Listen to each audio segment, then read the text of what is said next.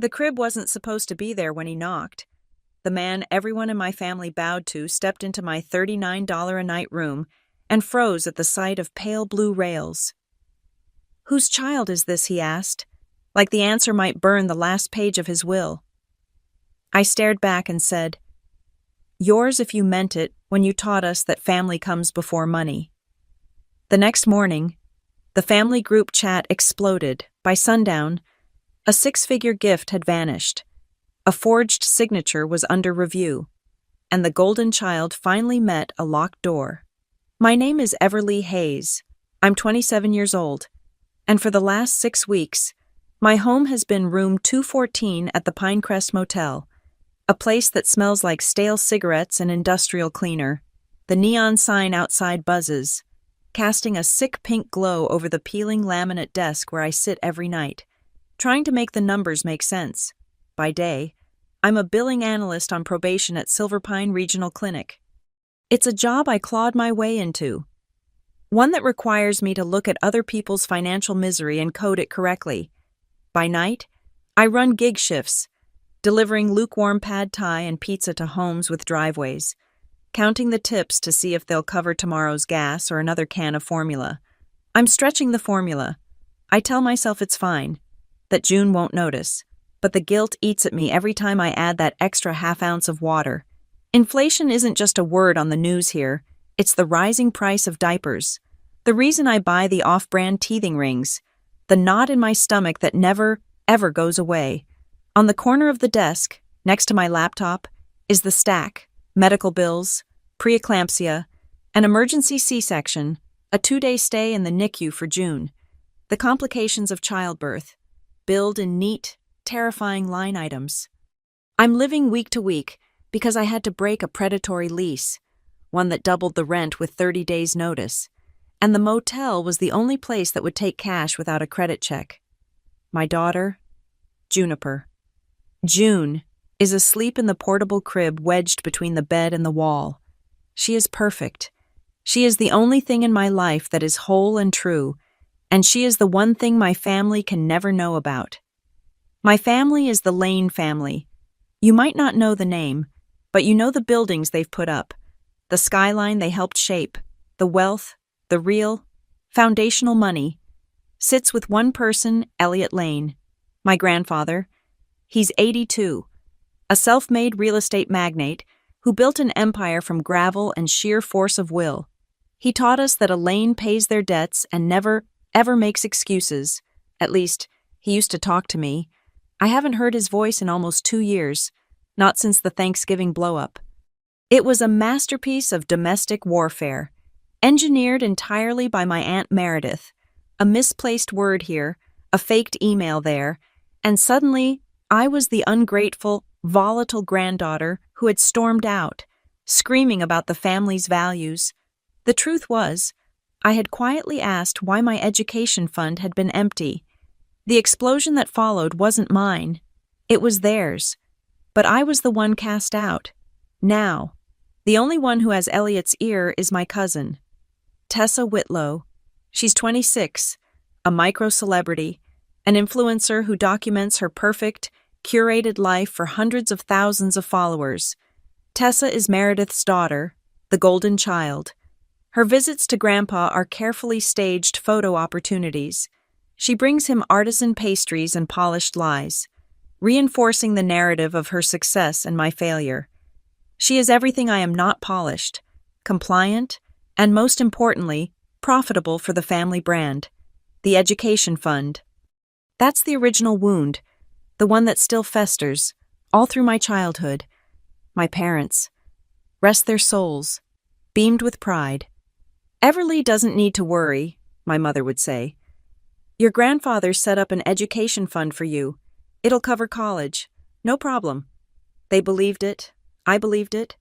I went to a state school, lived frugally, and assumed the bills were being handled by the trust, just as they promised. It wasn't until I was 23, applying for a master's program and needing a copy of my undergraduate transcripts, that I found out. I called the bursar's office about a hold on my account. They told me I had an outstanding balance of several $1,000s from my final semester. I was confused. I called Stonebridge Trust, the firm that manages the Lane Family Preservation Trust. The administrator was cold. Ms. Hayes, there have been no disbursements made from the LFPT in your name for educational purposes, ever. I had paid for college myself. The scholarships I'd won, the 2 jobs I'd worked, the federal loans I was still drowning under, that had been me. The fund was a story, a comforting lie my parents had been told, and they had passed it on to me. By the time I found out, they were both gone, and I had no one to ask. The money that was supposedly mine had simply never existed for me. My isolation is complete. June's father, Colton Drew, was charming and supportive right up until the second pink line appeared on the test. He talked about childcare, about splitting costs, about how we would make it work. Then he started missing calls.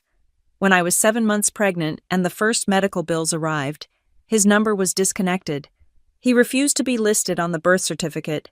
He ghosted, leaving me with a mountain of debt and a baby he will never claim. The only person who shows me any kindness is Ramon, the night desk clerk. He's a quiet man with kind eyes who sees everything. He let me pay 2 days late last week. No questions asked. He just nodded and slid the key card back to me. "Room's clean," was all he said. He's also the one who pointed out the car. "Silver sedan," he'd murmured last night while I was buying a soda from the vending machine. "Mercedes. Been parked across the street, by the highway entrance, 3 times this week. Just idling." They watch the front door. Family watchers. Aunt Meredith's people. The thought of them tracking me, of them seeing June, makes my blood run cold. This afternoon, the mail slot clattered. It wasn't just junk mail. It was a certified letter, the dreaded green and white slip. I had to go to the front desk to sign for it. It was from Stonebridge Trust. My hands were shaking so badly I could barely sign my name. I tore it open back in the room. June cooing on the bed. It was a single page. Thick cardstock. A formal denial of my application for a hardship allowance from the trust. I had applied 3 weeks ago. A desperate, last-ditch effort, hoping some automated system would approve it. The reason for denial: beneficiary non-compliance. What compliance? I hadn't been asked to comply with anything. It was another wall, another locked door. Tonight, after a grueling gig shift that netted me exactly $42, I put June to sleep. The pink light from the sign outside paints the room, and the highway provides a constant, rushing white noise. She's asleep, her tiny hand curled around my finger. I carefully pull away and open my laptop. I draft an appeal. I am polite. I am professional. I am the billing analyst I am trained to be. I attach the screenshots of the unpaid tuition receipts from my university. I attach the itemized invoices from Silverpine Regional, the ones marked past due from my postnatal complications. I am building a case, pleading to an anonymous email address at the trust. I finish the email, and my cursor hovers over the send button. But I know where it will go. It will go into a filter. It will be flagged for Meredith. It will be deleted.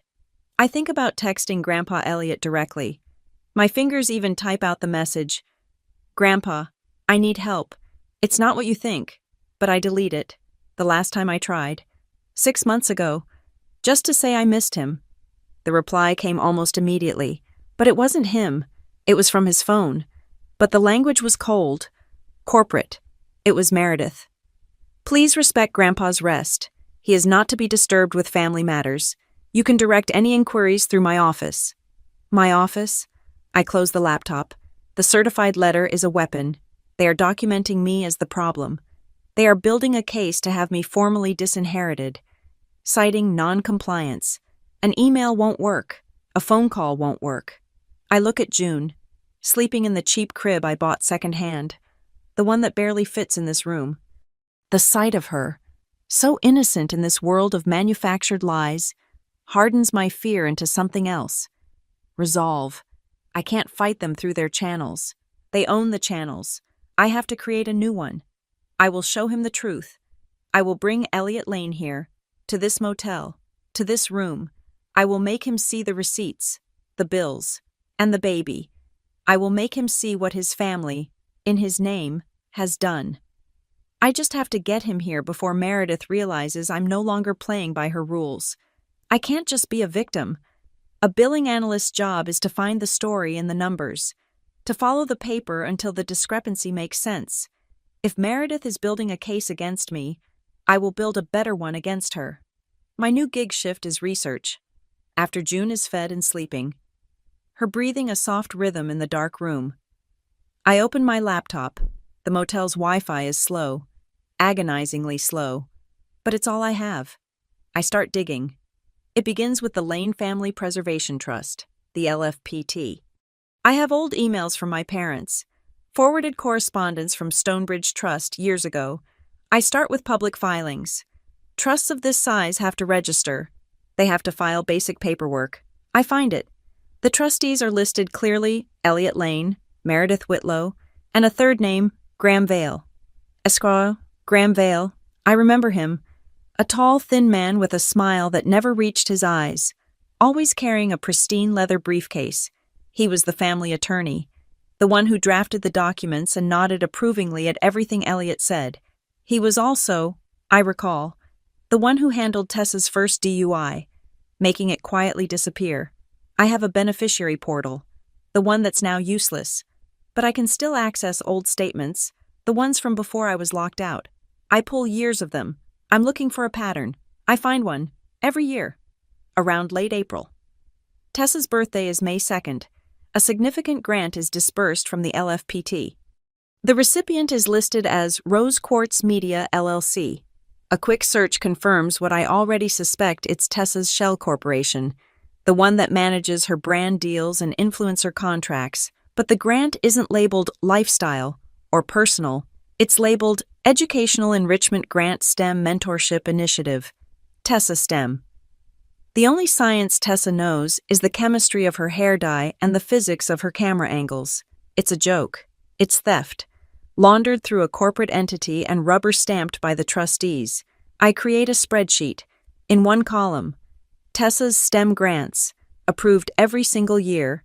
In the next column, my requests, my hardship allowance request, denied for non-compliance, my old, desperate email from 2 years ago, asking for a small disbursement to cover a medical bill, denied for insufficient cause, my inquiry about the education fund, denied for beneficiary ineligibility. I stare at the denial letters, the digital copies I saved. The wording, it's identical. After careful review of your request and your status within the trust provisions, we have determined it's the same 4 sentences, just in a different order. It's boilerplate. It's an automated pretext, a filter designed to catch the name Everly Hayes and generate a rejection. No human eyes ever saw my pleas. My work at Silverpine Regional Clinic is my lifeline, but it's also, I realize, an archive. I'm on probation, but I still have access to the billing system. I spend my lunch breaks not eating, but searching. I'm not looking at patient files. I'm looking at write-offs, the money the hospital eats. I find something, a patient balance from 6 months ago, a significant one, labeled as a charity write-off, the charity that covered the balance. The Whitlow Foundation. Meredith has a foundation. Of course she does. It's the required accessory for women of her status. I dig into the foundation's public filings. It's all there. And then I see the name on the accounting forms. The person who signed off on the foundation's financials, D. Caro. The name pings a memory. I go back to the LFPT sub-account statements, the ones detailing the disbursements to Tessa's shell company, the signatory on those transfer authorizations, D. Caro. The same accountant signs off on Meredith's charity and authorizes the STEM payments to Tessa from the family trust. This isn't just a conflict of interest. It's a closed loop. Meredith is using the family trust to fund her daughter, and quite possibly using her own foundation to move money in ways that benefit her, all under the signature of the same person. My hands are shaking. This is bigger than just me. This is systemic. I need to know when this started. When they locked Elliot down. I think back to last winter. He'd been hospitalized. Pneumonia. They said, very serious. Meredith had sent a family-wide email. Grandpa needs complete rest. All communication must go through me to ensure his recovery. She had exclusive access. For 3 weeks. No one else saw him. I start searching county notary logs. It's public record. You just have to know where to look. I search for Graham Vale. I search for Elliot Lane. I find a flurry of activity during that exact 3-week window Elliot was in the hospital. Amendments to the trust. Signatures. Notarized by Graham Vale's office. Time-stamped at odd hours. Sometimes 10 or 11 at night. Rushed. Sloppy. All of them solidifying Meredith's control. Adding clauses about beneficiary conduct and trustee discretion. He was likely sedated, and she was having him sign away his own power, page by page. The final piece of proof comes not from the public record, but from my own inbox, a misfiled document from Stonebridge Trust, sent to me by mistake 2 years ago. It was an attachment on an email about tax forms. At the time, I didn't know what it was. It's a scanned PDF, a single signature page for a beneficiary declination of funds. It's meant to be my signature, acknowledging that I was declining my 2023 distribution, but I never signed it. It's a forgery, a bad one. And they made a mistake, a fatal one. They misspelled my middle name. I am Everly Ann Hayes. The document, the one with my forged signature, reads Everly Ann Hayes. It's proof. It's the template-pasted signature page they used to justify locking me out. They were so careless, so arrogant. They didn't even check my birth certificate. My heart is pounding. I have it. I have the paper trail. I pick up my phone. It's late, after midnight. I know she monitors his phone, but I also know he keeps it by his bed. He's old school. He might hear the notification. I don't call. I open the voice memo app. I press record. Grandpa. It's me. It's Everly. My voice is quiet, tight. I'm trying not to wake June. I'm not calling to ask for money. I'm calling because I need you to see what they filed under my name, what they've been doing. They are lying to you. They used your hospital stay. I have proof. I just want you to see the truth. I stop. I can't say more. I can't mention the baby. Not on a voicemail she might intercept. I send it to his private number. I wonder if he'll ever even get it. That night, I don't sleep. I leave the flimsy brass chain on the motel door. I move the crib, tucking it behind the curtain, out of the direct line of sight from the door. I rehearse what I'll say if he comes. I rehearse what I'll say if they come first. The fear is a cold, hard stone in my stomach. My phone buzzes on the nightstand at 3 a.m. It's a text. My heart stops. It's from Ramon. Silver sedan is back, parked in the fire lane. I got the plate this time. Ran it. Comes back to a Whitlow Leasing. Be careful, ma'am. Whitlow Leasing, Meredith's leasing company. They aren't just watching anymore. They're here. They're tracking my routine. They know I'm in this room. My panic is immediate, suffocating. I look at June. They can't find her. I spring into action. I am not an analyst anymore. I am a mother. I go to the tiny convenience store attached to the gas station next door. I buy 2 flash drives. I spend the next hour back in my room. The chain on the door, copying everything, the spreadsheets, the screenshots of the denial letters, the STEM grant records, the public filings for Rose Quartz Media and the Whitlow Foundation, the notary logs, and the scanned PDF of the forgery. I cache copies of everything, every file, every piece of the puzzle. I put one flash drive in my pocket, the other one.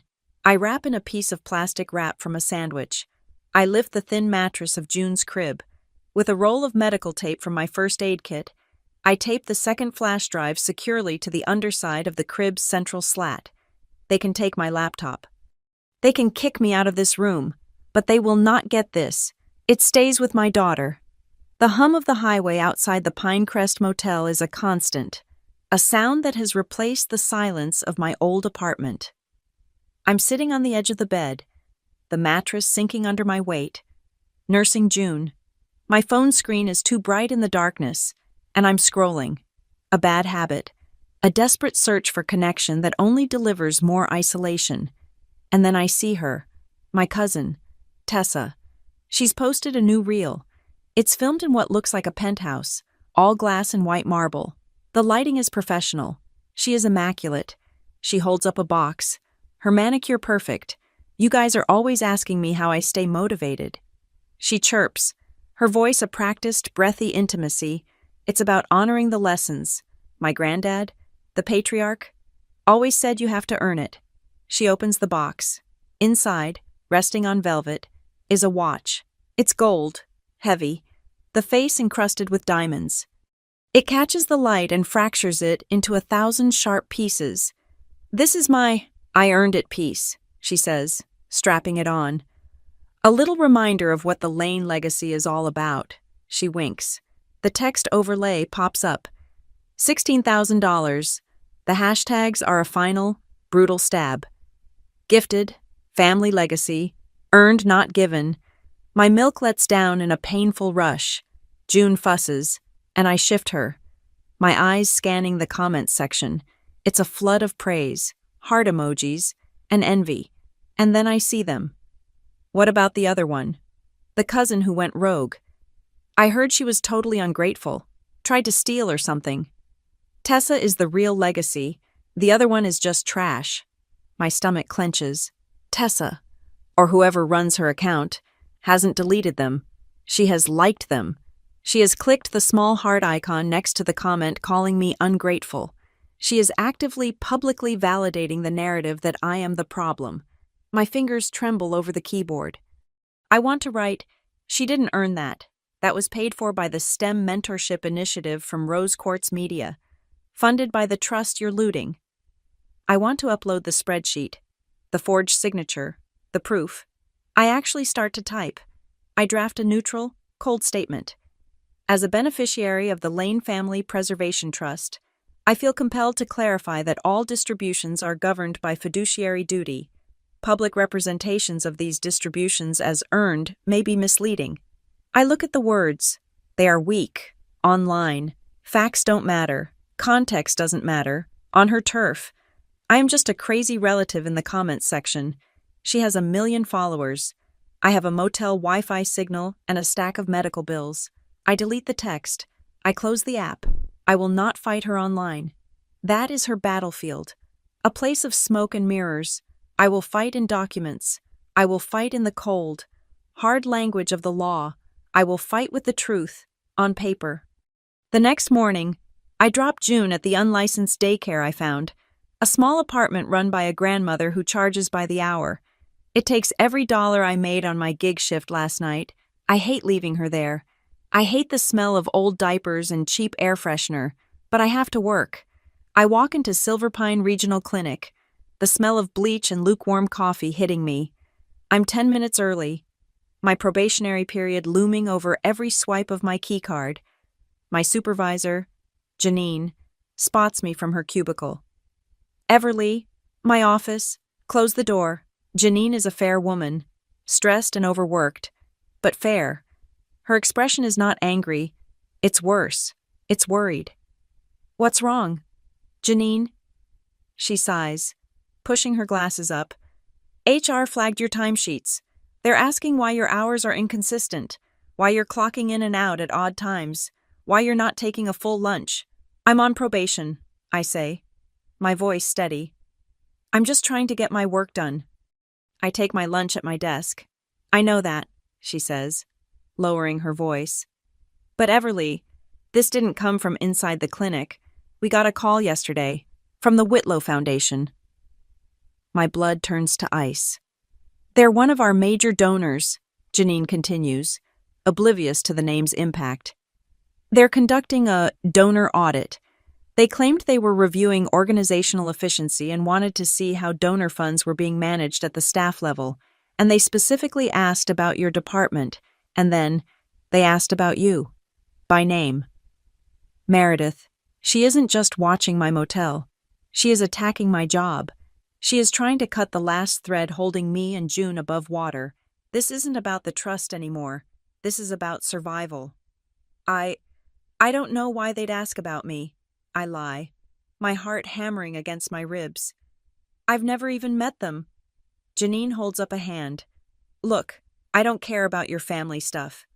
And frankly, a donor trying to micromanage my staff is a red flag for me. I told them your performance was satisfactory and that our timesheet policies were an internal matter. I'm backing you. Everly. But you need to be clean. No more weird hours. Clock in. Clock out. Take your full 30 minutes. Don't give them an excuse. Thank you, Janine. It won't happen again. I walk to my desk. My legs unsteady. She thinks she's protecting me from a nosy donor. She has no idea she's standing between me and a shark. That night, back in the motel room, an email lands in my inbox. It's not from my work address. It's from my personal one. The one tied to the trust. The sender address is nondescript. Something like LFPT, Concerned Liaison Stonebridge. Kamau. The message is from Meredith. Dear Everly, it begins, the tone dripping with false warmth. It has come to my attention that you may be facing some personal challenges. As you know, Grandpa and I are very concerned about your stability. We are currently revisiting all beneficiary distributions. If you wish to be considered, you must submit a formal request through me only. Please outline your current living situation, your employment status, and your needs, and I will personally review it with the board. It's a trap. My voicemail to Elliot. She got it. This is her response. She's not denying it. She's trying to contain it. She's building a new wall, positioning herself as the sole gatekeeper. If I reply to this, if I send her my information, I am handing her the evidence she needs to paint me as unstable. She will take my desperation and frame it as incompetence, as non-compliance. I stare at the email. Submit through me only. I open a new message. I attach Meredith's email. I address it to the General Compliance Inbox for Stonebridge Trust. To the compliance officer, I write, I am a beneficiary of the LFPT. I am formally requesting clarification on the proper procedure for a hardship allowance, as the listed trustee Meredith Whitlow is attempting to divert official requests to her personal review, which seems to be a conflict of interest. Please advise. I hit send. The reply is immediate, automatic. Your message has been received and archived. A representative will be in touch if further information is needed. Archived, not logged, not forwarded, not under review. Archived. It's the digital equivalent of a shredder. The system is completely, utterly rigged. I feel a surge of despair. I'm blocked at every turn. I go back to my research, to the documents I saved. I'm looking for a name, any name, that isn't Meredith or Graham Vale. On the bottom of an old quarterly statement, on a cover letter, I find one. Prepared by Laura Pike, junior analyst. She's low level. She's probably in her early 20s.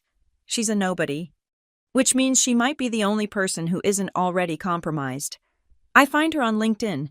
Silver Pine's intranet gives me access to a premium account. I send her a message. It's a risk. Ms. Pike, I am a journalist researching fiduciary practices at major trusts. I have some questions about automated denial processes and trustee overreach, wondering if you'd be open to a background-only chat. It's a long shot. It's a stupid, desperate move. My phone rings an hour later. Blocked number. Is this Everly Hayes? The voice is young, nervous. Who is this? This is Laura Pike. You are not a journalist. My breath catches. No, I'm not. I'm the granddaughter, the one you've been batch denying. There's a sharp intake of breath on the other end. I shouldn't be calling you. I could be fired. They monitor everything. You replied, I say, trying to keep my voice calm. Why? Because, she says, her voice dropping to a whisper. What they're doing to you is wrong. The pressure from M is insane. Your beneficiary code is flagged. Any inquiry, any email, any request from you automatically gets routed to a denial filter and then archived. We're told it's to manage a non-compliant beneficiary. It's a lie, I whisper, rocking June, who has started to stir. I know, Lara says. I know because I saw the original hardship policy. Mr. Lane, your grandfather. He came in himself about 5 years ago. After one of your cousins, not Tessa, had a baby and a bad divorce, he was furious. He personally authored a hardship addendum. It specifically provides for supplemental housing and medical grants for any grandchild with an infant dependent. I stopped breathing. He wrote a policy for this, for me. For someone like you, he wanted to make sure no Lane would be in your exact situation. He said it to Mr. Vale. I was in the room taking notes. He said, "The money is a tool, not a cage. It's supposed to protect them." But they denied me, I say, the forgery with my misspelled name flashing in my mind. "Everly," Lara says, and I can hear her typing. "They didn't just deny you. They cut you off before you could even ask. I'm looking at the admin logs, your access to the beneficiary portal, the one where you would make that specific hardship request. It was disabled. When, 8 months ago, I do the math, 8 months ago, I was 2 months pregnant. It was right after I'd been sick at a family function. Before I was even showing, Meredith must have suspected. She knew, and she acted first. Who did it? I ask, though I already know the answer. The administrator key, Lara says, her voice flat. Mwitlow. Meredith. She didn't just ignore Elliot's wishes. She found the one policy he created to protect me and built a digital wall around it. I have to go, Lara says. Her voice suddenly panicked. I can't. They'll know I was digging. Lara, wait. What do I do? She's coming after my job. She's blocked me everywhere. There's a pause. Just the sound of static. If Mr. Lane, she whispers, if he actually saw you, with the baby, he would... She cuts herself off, afraid to finish the thought. Meredith controls everything he sees. The reports, the calls. He only sees the polished lies. What are you saying? Make him see what's real, she says, her voice gaining a sudden, fierce clarity. Not the emails, not the Instagram posts. Make him see the motel room. Make him see the baby. Make him see. The line clicks. She's gone. I look down at June, her eyes wide open, staring up at me. Lara is right. The documents are my evidence, but June is the truth. The call comes 2 days after my conversation with Lara. 2 days of agonizing silence, of me checking my phone every 30 seconds, of me watching the silver sedan idle across the street and then drive away. 2 days of me wondering if Lara was caught, if I had just made my situation infinitely worse. My phone buzzes. Blocked number. My heart jumps into my throat. I let it ring twice before answering. My voice a strained whisper. Hello? Is this Everly Hayes? The voice is deep, gravelly, and familiar. It's not Elliot. Who is this? This is Gus, Mr. Lane's driver. Gus. He's been with my grandfather for 30 years. He's more than a driver. He's a shadow, a confidant, the man who knows where every skeleton is buried because he probably helped bury them. Gus. Is he okay? Mr. Lane is fine. He got your message. My voicemail. He got my voicemail. He wants to see you. Tonight. Tonight. See me where at the house? Gus. I can't go there. His phone, his house, Meredith monitors everything. He knows. Gus cuts in, his voice firm. He's not asking you to come to the penthouse. He's coming to you. Room 214. Pinecrest Motel. That's where you are, isn't it? They know. The silver sedan. It wasn't just Meredith's people. It was Gus, doing reconnaissance for Elliot. My grandfather was checking my story before he ever spoke to me. Yes, I say, my hand gripping the edge of the laminate desk. That's where I am. He'll be there at 9, and Everly, no one else. He's coming alone. You make sure you are, too. No one else. The line clicks. I look at the clock on the microwave. It reads 8:18 p.m. I have less than 45 minutes. Panic, cold and sharp, seizes me. I look around the tiny room, seeing it for the first time through his eyes. The peeling wallpaper, the single, dim lamp, the faint, persistent smell of mildew, the half-empty can of formula on the counter. I move. A frantic burst of energy. I grab the nearly empty fast food bags and shove them into the small trash can. I wipe down the counter, my hands shaking. I hide the formula receipts, the crumpled papers detailing my poverty, stuffing them under the thin mattress of my own bed. I smooth the cheap, polyester comforter. I try to make the room look not good. It can't look good, but it can't look like squalor. It has to look like the truth. It has to look like I'm trying.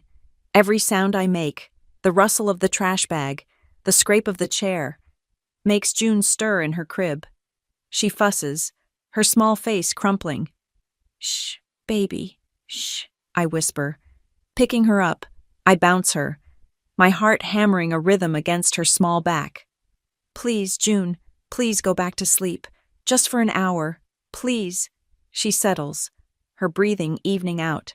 I lay her back down, my hands trembling. The clock flips. 8:44 p.m. He's coming. After 2 years of silence, he is coming here. I need the evidence. I don't have time to make it pretty. I pull the single flash drive from my pocket. I place it on the small, wobbly table next to the lamp. Beside it, I lay out the forged declination sheet, the one with my middle name misspelled. I open my notebook, the one I've been using as a handwritten ledger. I flip it open to the page where I've listed every denied request, every automated rejection, every STEM mentorship grant to Tessa, and next to that, I place a small 4x6 photo. It's the only one I've had printed. It's from my phone, taken 2 weeks ago. It's June, swaddled in a pink blanket, captured mid-smile. Her eyes squeeze shut in pure, unadulterated joy. The flash drive is the proof. The ledger is the motive. The photo is the wound. I check the chain on the door. I unhook it. He can't think I'm afraid of him. I sit on the edge of the bed, my back rigid. I wait. The minutes stretch, each one a lifetime. The sound of every car slowing on the highway makes me jump. Is it him? Is it Meredith? Coming to intercept? Is it the police, called by Janine about a donor audit gone wrong? Then, a knock. Not a police knock, not a frantic knock, just 3 heavy, solid raps on the hollow core door. I stand up. My legs feel like they're filled with wet sand. I open the door. He is alone. He looks older than I remember. Slower. The sharp, custom-tailored coat he always wears seems too big for his shoulders now, hanging loose on his frame. He's 82, and for the first time, he looks it, but then he lifts his head, and his eyes meet mine. They are the same, sharp, clear, and assessing. They are the eyes that built an empire, the eyes that can spot a flaw in a blueprint from 50 yards. He doesn't say hello, he doesn't say my name, he just looks at me, a long, unreadable stare. Then his gaze moves past me, into the room. He doesn't notice the peeling wallpaper or the single lamp. His eyes land, instantly, on the one thing that shouldn't be there, the one thing that changes the entire story, the crib. He freezes, his hands still on the doorframe. He sees the pale blue rails. He sees the folded muslin blanket. He sees the small, red blinking light of the baby monitor on the nightstand. His gaze travels from the crib to the table with the photograph, and then, finally, back to me. His face is pale. I brace myself, for the judgment, for the accusation. What have you done? Whose is this? How could you be so foolish?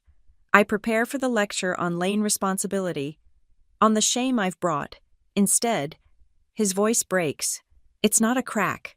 It's a complete fracture. A sound I have never, ever heard him make.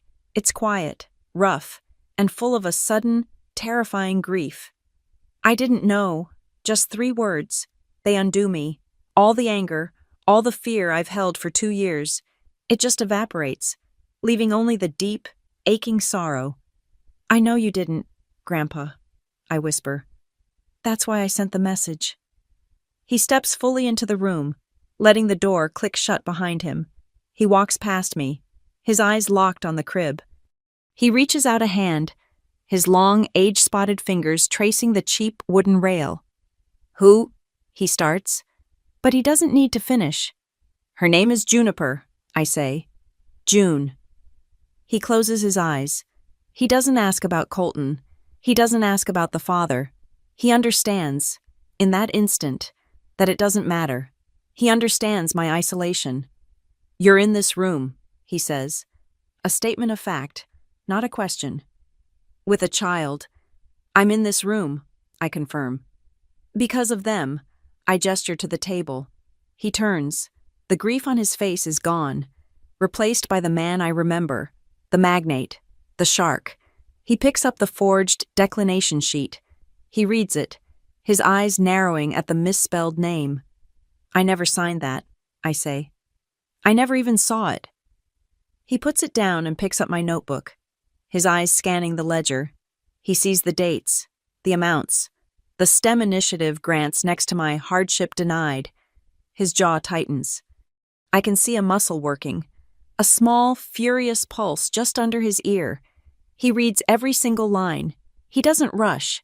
He absorbs the full picture, the theft, the lies, the meticulous, coordinated effort to erase me. He finishes the page, closes the notebook, and places it precisely back on the table. He looks at the baby monitor, then at the flash drive. He doesn't ask what's on it. He knows it's the rest. He is silent for a full minute. The only sounds are the highway and the soft breathing from the crib. When he finally speaks, his voice is no longer broken. It is cold. It is the voice of a man who is about to liquidate a failing asset. He asks a single question. "Who authorized this? I don't need to explain the whole web." He doesn't need the story of Laura Pike or D. Caro. He just needs the head of the snake. I point to the forged declination sheet.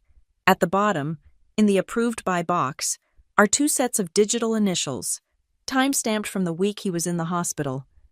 "M," I say, and "G, V, Meredith Whitlow, Graham Vale, his aunt, his lawyer, his most trusted inner circle." Elliot Lane nods. A small, sharp movement. He picks up the flash drive and slides it into the pocket of his heavy coat. He doesn't look at the photo of June. He doesn't need to. The real thing is sleeping 5 feet away. He walks to the door and opens it. He turns back to me, his face an unreadable mask of granite. "Tomorrow," he says, his voice flat, a command. "10 M, Lane Tower, 28th floor, the main conference room. Grandpa, I can't. They'll stop me at the security desk. Meredith will—" "They won't," he says. "I'll be waiting. And Everly," he pauses, his eyes finding mine, and for a second, I see the grandfather, not the magnate. "Don't tell anyone. Don't call anyone. Don't even text your man Ramon at the front desk. You walk out of this room at 9:30, and you come straight there. Do you understand me?" "Yes," I say. "Bring the baby." The door clicks shut. He is gone. The lobby of Lane Tower is built to intimidate. It's all soaring ceilings, cold marble, and unnerving silence. The air smells like old money and expensive cleaning chemicals. I walk across the floor, the click of my one good pair of shoes echoing, the heavy diaper bag digging into my shoulder. June is strapped to my chest in a carrier, her small head tucked under my chin, warm and smelling of milk. The security guard at the main desk, a man who has looked through me 100 times before, tenses as I approach. He's reaching for his phone, ready to call for backup to remove the vagrant. "Everly Hayes," I say, my voice sounding too loud in the cavernous space. "I have a 10 meeting with Elliot Lane." His eyes widen. He types my name into his terminal. His posture changes. "Yes, Ms. Hayes, you're cleared. 28th floor." He buzzes me through the glass turnstile. I don't look back. The elevator ride is silent, a smooth, fast ascent that makes my stomach drop. The doors open onto a reception area of quiet, beige luxury. The woman at the desk is wearing a headset and a silk blouse. She looks up, and her professional smile freezes. She sees the diaper bag. She sees the cheap carrier. She sees a problem that has somehow breached the perimeter. "Can I help you?" she asks, her voice tight with disapproval.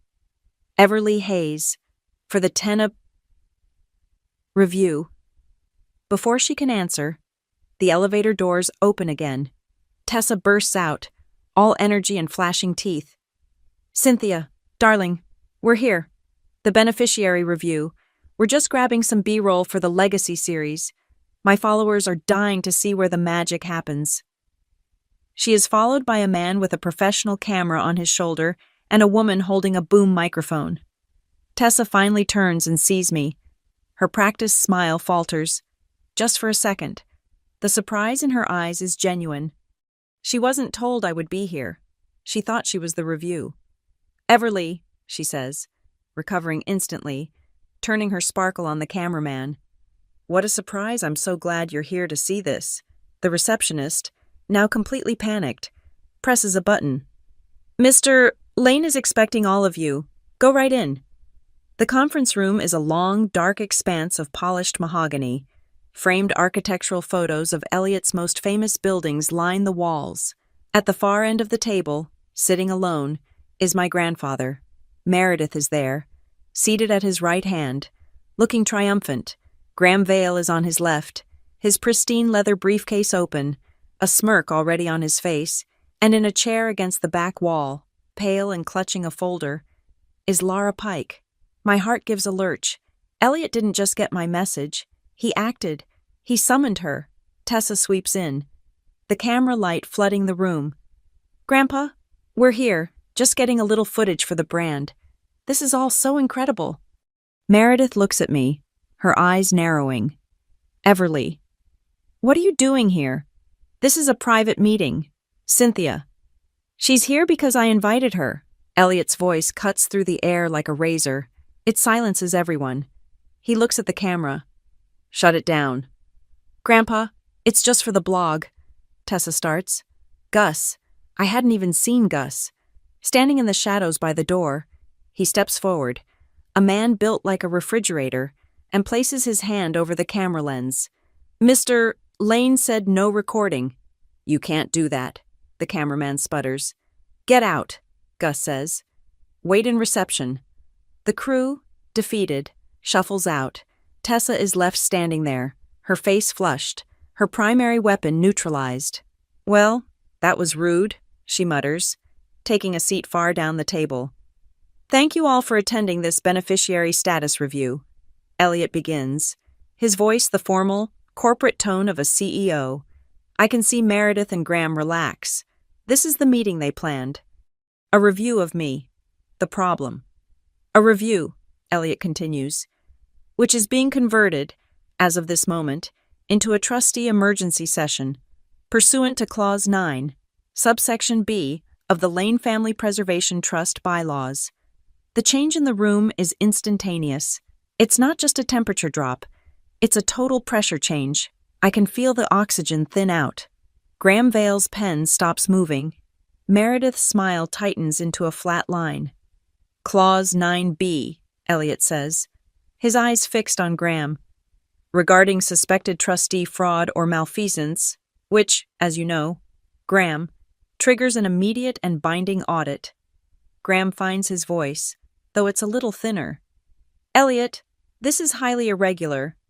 Suspected fraud, based on what, the word of a non-compliant. Frankly, a destitute beneficiary who you haven't spoken to in 2 years." Elliot doesn't answer him. He presses a button on the console in front of him. A large screen descends from the ceiling. He takes the small flash drive from his pocket, my flash drive, and slides it into a port.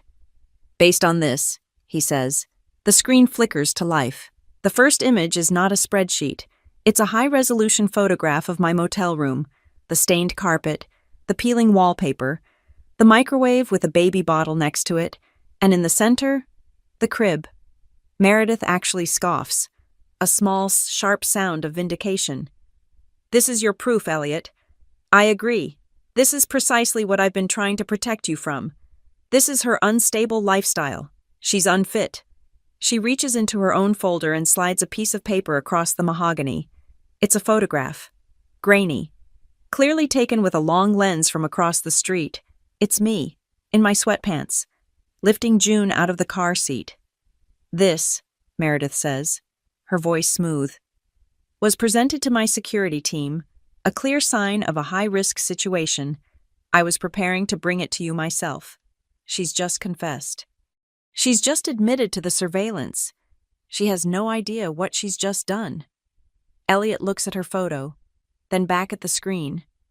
The lifestyle, he says, his voice dangerously quiet, is a direct result of the fraud, not the cause of it. He clicks to the next file. The screen fills with lines of text, Lara Pike's access logs. And this, Elliot says, clicking again. My breath catches. It's the scanned PDF of the forged declination, blown up 10 feet tall for the entire room to see. The misspelled middle name. Everly Ann Hayes. Graham Vale's face goes white. The smirk is gone, replaced by the slack-jawed look of a man who has just seen his own execution warrant. Elliot opens a large, leather-bound binder in front of him. The trust. Graham, Elliot says, you drafted this addendum yourself 5 years ago, at my request. The hardship policy, Clause 4A, subsection 2. All beneficiaries with infant dependents are eligible for immediate stabilization grants for housing and medical care. Please, read the clause aloud for the record. Graham stares at the page. He is silent. Read it, Elliot commands. Graham licks his lips. His voice is a dry rasp. All beneficiaries with infant dependents are eligible for stabilization grants. And yet, Elliot says, cutting him off, my granddaughter was denied this exact provision. Why? Meredith finds her footing. She's a fighter. It's a discretionary clause. Elliot, we are trustees, not a piggy bank. We have a fiduciary duty to protect the assets from waste. Look at her, the motel. The child with no father, giving her money would be like throwing it into a fire. My office acted with the full intent to protect the trust from a financially unstable lifestyle. This is it. This is the moment. All the fear I've lived with for months drains away, replaced by a cold, sharp clarity. I am not the ungrateful child. I am not the unstable beneficiary. I am the billing analyst, and I have the receipt. I wasn't unstable, I say. My voice is calm, but it cuts through the room. Everyone turns to look at me. June stirs in the carrier, and I rest a hand on her back, never breaking eye contact with Meredith. I became unstable, I continue, because your office systematically disabled the very policy my grandfather created to stabilize beneficiaries with children. You didn't just deny my request. You digitally blocked me from ever being able to make it. That is a baseless, slanderous accusation. Graham blusters, shuffling papers, his hands visibly shaking. Is it? Elliot says, and he looks to the back of the room. Ms. Pike, Lara Pike, stands up. She looks terrified, but she holds her chin high. Mr. Lane, trustees. She steps forward and places the sealed envelope on the table. I am a junior analyst at Stonebridge Trust. I was subpoenaed by Mr. Lane to be here today. Subpoenaed. He didn't just ask her, he protected her. This is my formal memo, filed with the Stonebridge Compliance Department at 8 a.m. this morning, Lara says, her voice gaining strength.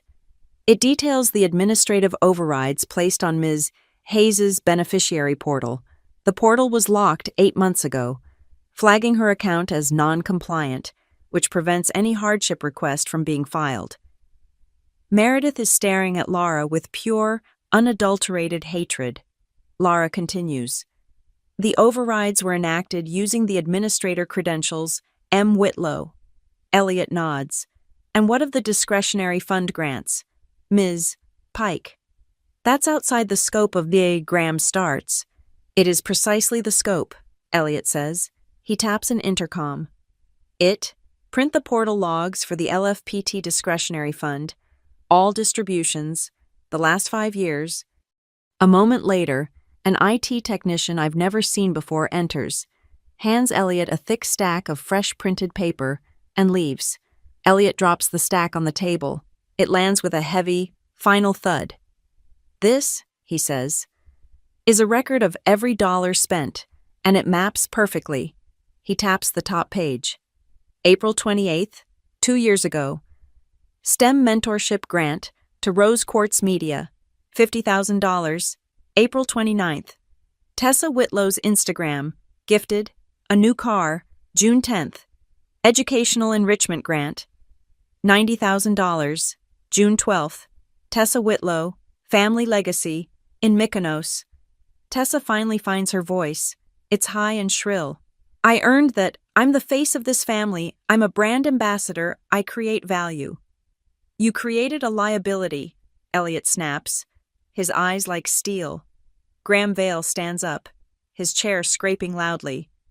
"Elliot, this has gone far enough. This is a circus, not a board meeting. I demand a recess to review these allegations. As counsel, I advise we pause this immediately." "Sit down, Graham," Elliot says.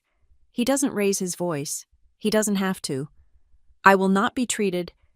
"You will, because pursuant to Clause 9b, subsection 3, no recess shall be granted during a fraud trigger review until the initial findings are entered into the record. You wrote that clause, Graham. You just didn't think it would ever be used on you." Graham Vale sinks back into his chair. He looks like he's aged 20 years in 20 minutes. Elliot turns his attention to the speakerphone in the center of the table. "Stonebridge, are you on the line?" A tinny, nervous voice replies. "We are here. Mr. Lane. You have the findings. You have Ms. Pike's memo. You have the audit trigger. As of this moment, you are instructed to freeze all discretionary distributions and asset transfers to the following entities, pending a full forensic report: the Whitlow Foundation, Rose Quartz Media, LLC, and any trust account under the sole signatory power of Meredith Whitlow or Graham Vale." The room is silent. Meredith is as white as the marble in the lobby. Tessa is staring at her phone, as if wondering why it hasn't saved her. Graham is looking at the forged signature on the screen. A man watching his life's work curdle.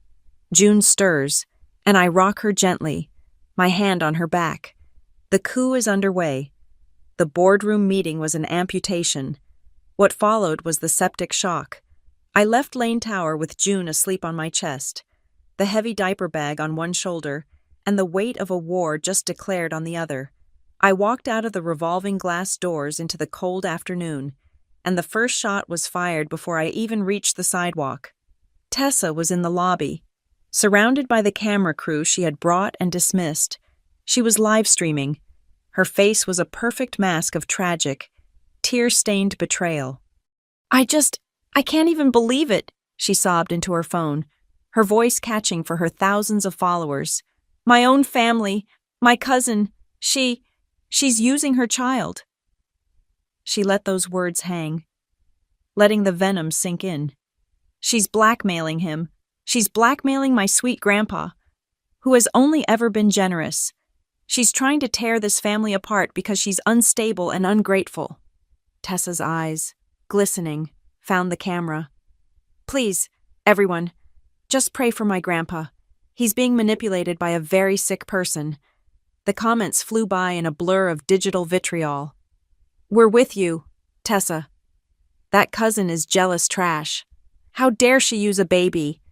The clips went viral within the hour, spreading through the family's country club circle. The narrative was set before I'd even made it back to the motel. I was the blackmailer. Tessa was the victim. The truth of the forged documents, the frozen accounts, the emergency audit, none of it mattered. Tessa had struck first, and she had struck on her turf. Meredith's attack was quieter, sharper, and aimed directly at my throat. The next morning, I walked into Silverpine Regional Clinic, and Janine pulled me into her office before I could even set my bag down. Her face was pale. "Everly, what in the hell is going on?" she whispered, closing the door. "What is it?" "I just got off the phone with the CEO. He received an email this morning at 7 a.m. from Meredith Whitlow. My stomach tightened into a cold, hard knot. She accused you of corporate espionage, Janine said, her voice flat.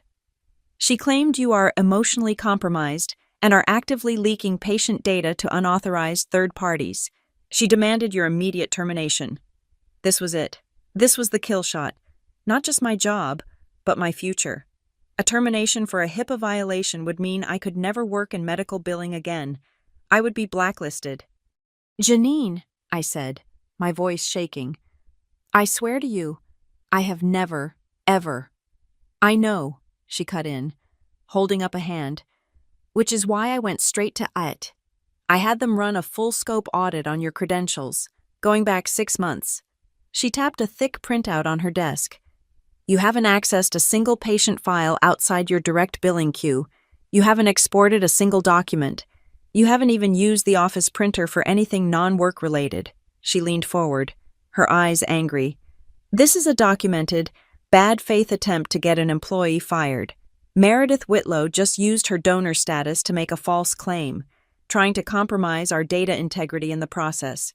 Our IT director and our legal counsel are furious. This isn't a family spat anymore. Everly, she just made it a corporate legal matter for us. So, I'm not fired, I whispered. No, you're protected.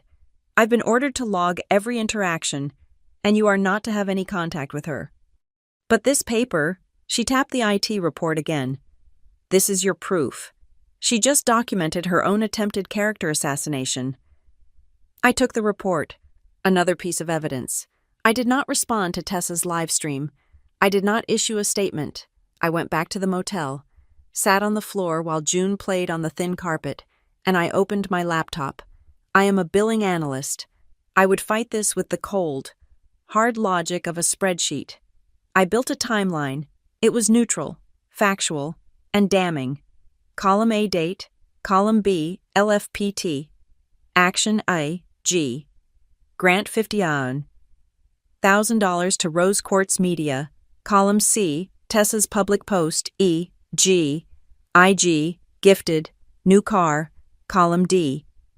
My denied request, column E Meredith's administrative action E G, portal lock M Whitlow. I added the new exhibits Meredith's email to the clinic's CEO, the signed IT report from Silverpine confirming her claim was false, the visitor logs from Lane Tower, proving Tessa arrived with a camera crew for a meeting she expected to win. The fight escalated 2 days later, but not from me. A new Twitter account appeared, 0 followers, no profile picture. Its first tweet was a scanned document, a business registration for an executive notary service, owned by Graham Vale. The next tweet was a notary log, showing a flurry of after-hours amendments to the Lane Family Preservation Trust. They were all time-stamped during the exact week Elliot was in the hospital. One was dated at 10:14 p.m., another at 2:30 in the morning. The final tweet was just text, "Ask Graham Vale what medications Elliot Lane was on when he signed these amendments. Ask him if lucid means sedated." I had no idea who sent it. It could have been Laura. It could have been Gus. Doing Elliot's dirty work, it didn't matter. The blood was in the water. Graham's reputation for ironclad discretion was gone, shredded in a few anonymous clicks. My grandfather, it seemed, was moving his own pieces.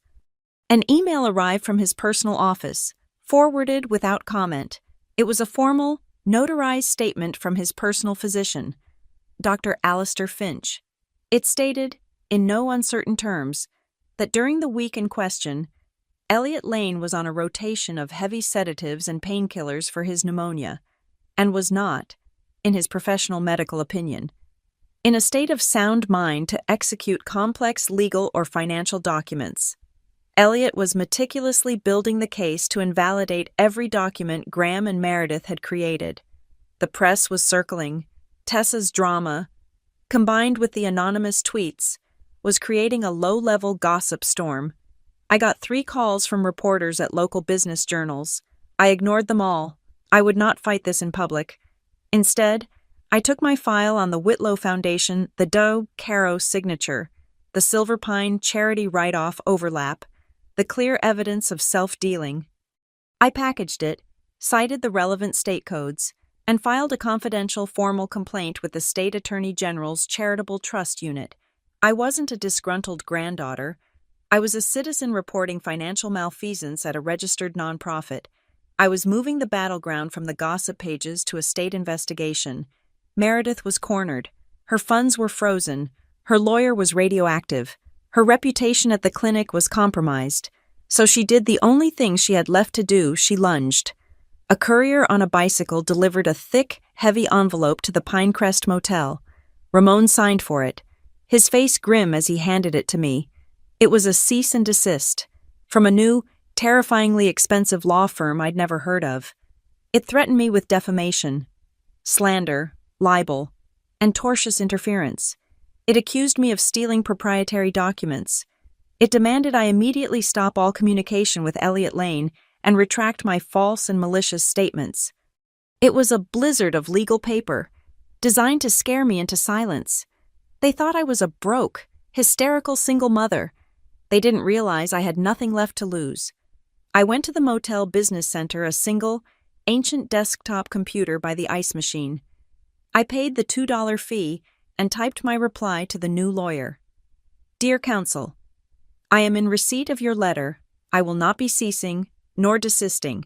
All documents in my possession were obtained legally and prove, among other things, forgery and fraud, pursuant to state law. This email serves as a formal preservation notice for all documents, server logs, emails, and communications related to the LFPT, the Whitlow Foundation, and Rose Quartz Media. Please provide your dates of availability, as I intend to depose your client, Ms. Meredith Whitlow, regarding the fraudulent signature on document LFPT 48B, her unauthorized surveillance of my residence, and her retaliatory contact with my employer. I, a billing analyst living in a motel, had just threatened to depose one of the most powerful women in the city. I hit send. The call came that night. Blocked number. It was Laura Pike. She was sobbing. Everly, they're firing me. They're restructuring my department. I'm being retaliated against. They're walking me out. Laura, I'm so sorry. I'll add this to the complaint. This is illegal. Forget me, she hissed, her voice a desperate, terrified whisper. Listen, the audit is live, but they're stalling. They're shredding. A third-party document management service showed up an hour ago. They're pulling the hard files, the old stuff, the archives that aren't on the server, the old account binders. They're wiping the history. Everly. They are shredding everything. The line went dead. They were destroying the paper trail, the original copies, the blue ink memos, the proof from before the digital forgeries. My hands were shaking. They wouldn't shred at Stonebridge. Too many witnesses. They wouldn't shred at Lane Tower. They'd use their own offices. Graham Vale's office. I called the only person I trusted. Ramon, it's Everly. I have the strangest, biggest favor I will ever ask. I need you to check a dumpster. I gave him the address for Graham Vale's small, private law office. They're shredding documents, I whispered, rocking June, who had started to fuss. They probably just emptied the office shredders into the bags, but they might have been sloppy. Please, just look. Ramon was silent for a beat. The silver sedan people, he said. Yes, the silver sedan people. I get off in 20 minutes, he said. I'll go. An hour later, an hour I spent pacing the 6 feet of my motel room. My phone buzzed. It was a picture message from Ramon. It was the alley behind Graham's office. Next to the main dumpster were 2 large, clear plastic bags, packed tight with shredded paper. And next to those bags, tossed aside in their panic, were 3 intact, navy blue, 3-ring binders. Ramon zoomed in on the spine of one. The gold lettering was sharp in the flash. LFPT prior years, trustee copies. They missed them. In their haste to destroy the new evidence, they had tossed the old archives. My reply was instant. Get them. Get them now. Put them in your trunk. I wrapped June in a blanket, strapped her into the carrier, and met Ramon At an all-night diner. He popped the trunk. They were real. "Ramon," I said, my voice thick. "You just saved my life." "They're just binders, ma'am." "No," I said, lifting one. It was heavy with paper. "They're the truth. I didn't go back to the motel. I drove to the Moss and 3rd Transit Hub. I sat on the floor of the bus station bathroom at 2 in the morning. I photographed every single page. The original trust doctrine, the blue ink signatures, the handwritten notes from my grandfather, years before his stroke, detailing his intent for the hardship policy. I logged the chain of custody in my notebook. Retrieved by Ramon, time, location, transferred to E.H., photographed, original secured. I put the binders in a locker. I put the key in my shoe. Meredith and Graham could shred all they wanted. I had the originals. The war was being fought in cease and desist letters and secret document drops. But the front line was still room 214. The fight was still waged in increments of 3 ounces of formula. In the dim pink neon glow of the Pinecrest sign, the night feedings became my metronome. 2 a.m., 4:30 a.m., the world outside was silent. The highway a distant rush. But in this room, there was the small, demanding cry of my daughter, and the quiet ritual of satisfying it. I would sit on the edge of the bed, the bottle propped just right, and I would look at June's face in the dark. "We only have to do this once," I whispered to her, my voice rough with sleep. "We get one shot to make this right, and when we're through, I promise you, you will never know a room like this. You will never have to wonder if you are worth protecting. I am recording the truth for you, June, so you never have to fight for it." In those quiet, lonely hours, the past felt incredibly close. The anger I felt at Meredith wasn't just about the stolen money. It was about the stolen narrative. I was 19, a sophomore in college, and my tuition bill was suddenly, inexplicably, past due. I called home, confused. My mother, her voice thin with a shame that wasn't hers, told me what she knew. "Honey, I don't know what happened," I called Meredith. "She said Grandpa reviewed your grades and he's decided to stop paying.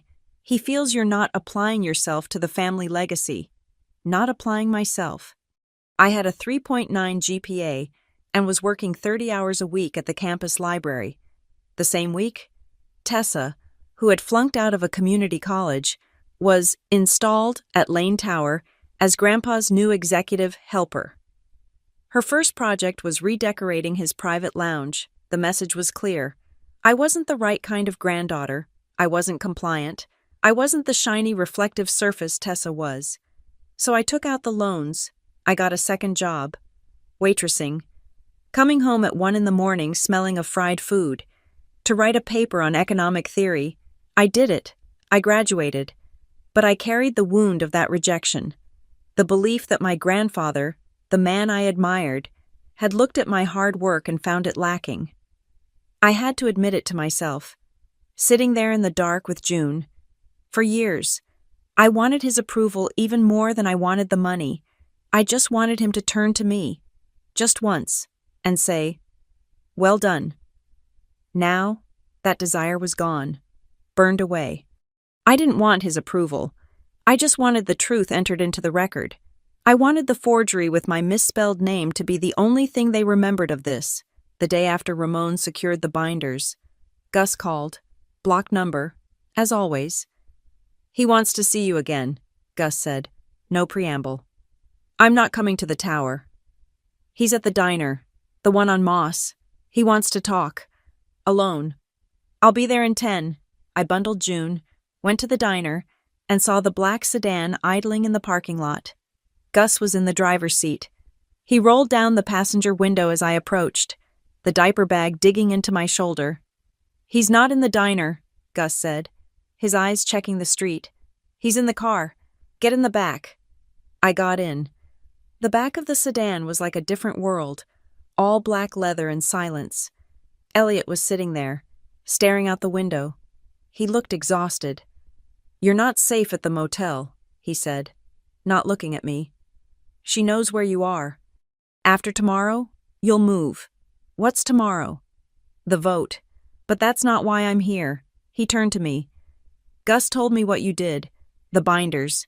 He told me about your man Ramon. They were shredding, I said. Lara called me. He nodded. A slow, heavy movement. Meredith has intercepted my visitors for years. Gus says she brings me filtered reports. She manages my schedule, my calls. She wrapped the entire penthouse in velvet-wrapped lies. His voice was heavy, not with anger, but with a profound, bone-deep weariness. He was realizing the cage he'd been living in. The man she showed me, this Everly, was a spoiled, ungrateful girl demanding handouts, not this. He gestured at me, at June, asleep in my arms. She built a narrative, I said, and she used my silence to prove it was true. She did, he said. He was quiet for a long time. Then he looked at June. May I? My heart stuttered. I hesitated, a protective instinct so strong it was almost violent. But I looked at his face. He wasn't the magnate. He was just an old man. I carefully, slowly, transferred June's small, warm weight into his arms. He was clumsy. His hands, so used to signing directives and holding blueprints, looked huge and awkward, but he held her. He held his great-granddaughter. He looked down at her face, and his own, which I'd only ever seen as granite, seemed to crumble. He just stared at her, his breathing unsteady. I need a shower, I said, the words tumbling out. I haven't had one, a real one. The motel, he said, his voice thick. The shower head is broken. It's either ice cold or scalding, and the water pressure. I can't. Not with her. Gus, Elliot said, his voice a command, never taking his eyes off June. Go to the front desk at the Pinecrest. Get the key for the room next to hers, the one we're holding. Give it to Everly. You stay with me, in the car. We'll wait. Gus nodded and was gone. He came back 2 minutes later, pressed a keycard into my hand. I walked back to the motel.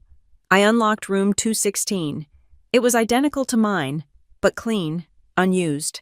I locked the door, and for the first time in weeks, I stepped into a shower without one ear trained on a baby monitor. I stood under the hot, steady stream of water for 10 minutes. I let it run over my face, washing away the motel grime, the exhaustion, the fear. I cried, silently, letting the water take the tears. It was the greatest luxury I had ever known. When I came back, towel drying my hair, I felt almost human. I knocked on the sedan's window. Gus opened the door.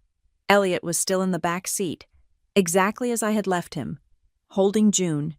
She was awake, her eyes wide, staring up at him. He was rocking her, a small, rhythmic motion. He hadn't panicked. He hadn't called for me. He had simply held her. I slid in. She didn't cry, he said, a note of wonder in his voice. She's a good baby. He told me a story then, his voice quiet, his eyes still on June. I grew up in a 2-room flat. My brother and we slept on the floor. When my sister was born, my father, he wasn't a good man. He didn't provide. My mother made her a crib, out of 2 orange crates he'd left in the alley. She lined it with newspaper and her own winter coat. He looked at me, his eyes sharp. That's why I built this empire, so that no one in my family would ever have to sleep in a crate. Money is a tool, Everly. It's a hammer to build, a shield to protect. He looked down at June, his face hardening. They turned it into a leash, and a cage, and a weapon. He carefully handed June back to me. The transfer was smoother this time. We both knew what we were doing. I will fix this, he said. How? I asked, settling June against my chest. You can write me a check. You can buy me a condo and set up a trust for June. And in a year, Meredith will have you convinced it was all a settlement for my emotional distress. In 2 years, she'll have you convinced I extorted you. The lie will be stronger than the truth. What do you want, then? He asked. I met his gaze. I drew the boundary. I don't want a check, Grandpa. I want a cleansing. I want this fixed institutionally. I want the bylaws rewritten. I want her removed as a trustee. I want Graham Vale disbarred. I want the money she stole from the trust paid back. Not by you, but by her. I want the truth recorded in the minutes, so that 50 years from now, when June is a woman, she can read the record and know that her mother was not a liar. He was silent. He saw the steel in me, the part of him that lived in me. He respected it. He nodded once. Then we will do it that way. But I need my weapons. You have the binders. But I need the denials. Every email, every automated rejection, every non-compliant stamp. I want to build a mountain of their lies. He looked at his watch. Tomorrow, 9 a.m. My office, not the conference room, my private office. Bring me every single denial. He and Gus drove away. I went back to my room. There was no time to sleep. I opened my laptop. I gathered every file, every screenshot, every forwarded email. I didn't just have my denials. I had Laura's logs. I had the clinic IT report. I had the timeline. It was 142 pages. I put the file on the flash drive. I went to the front desk. Ramon was on duty. I need to print, I said. A lot. Business center is closed, he said, not looking up. Ramon, please, this is the last time. It's for tomorrow, he sighed. He looked at the flash drive. How many sets? 3, I said. All 142 pages, tabbed, if you have any. He unlocked the back office. It's on my employee code, he said. The machine's faster. Go sit down. I'll bring it to your room. An hour later, he knocked, holding 3 thick, neatly bound stacks of paper. He had even used color ink for the forged signature, the red, declined stamps burning on the page. I didn't sleep. I sat in the single armchair. June's crib next to me. I slept in 20-minute bursts. Sitting up, my hand on the diaper bag, inside was one of the printed binders, the original flash drive, and a spare bottle of formula. I was ready. The day after I delivered the binders, Elliot moved. He didn't just suggest an audit. He executed it. He brought in Stonebridge Trust's nuclear option, Priya Nayar. She was the head of their independent auditing division, a woman with a reputation for finding financial needles in concrete haystacks. She wasn't an ally. She was an algorithm, which was better. She was immune to Meredith's charm and Graham's bluster. I was looped into the initial video conference from my laptop, the screen balanced on the motel desk, June asleep in the crib behind me. My role was simple. Beneficiary providing testimony. Priya was all business. We are beginning a full line-item review of all discretionary accounts, starting with the Whitlow-affiliated entities, she stated, her voice crisp. Graham Vale was on the call, looking hollowed out, his usual smirk gone. Meredith was not. She had, according to the minutes, refused to dignify this hostile takeover. It didn't take Priya long, less than 24 hours. Mr. Lane, she reported on the next call. We have the first major discrepancy. There is no conflict of interest matrix on file for Rose Quartz Media or the Whitlow Foundation. As per the trust bylaws, Ms. Whitlow, as a trustee, was required to file this before approving any grants to an entity from which her immediate family, namely, her daughter, Tessa, benefits. Graham tried to speak, his voice thin. A simple clerical error. I'm sure. A misfiling. Priya didn't even look at him. She was addressing Elliot. It's not a clerical error, Mr. Vale. It's a foundational breach. The absence of the matrix means every grant she approved is suspect, and under the terms of the trust, likely void. That was all Elliot needed. He had the binders Ramon found, the ones with his original, blue ink notes. He knew the trust better than Graham ever did. He scheduled an emergency trustee call. Meredith was forced to attend this time. Her non-attendance would be noted as a confession.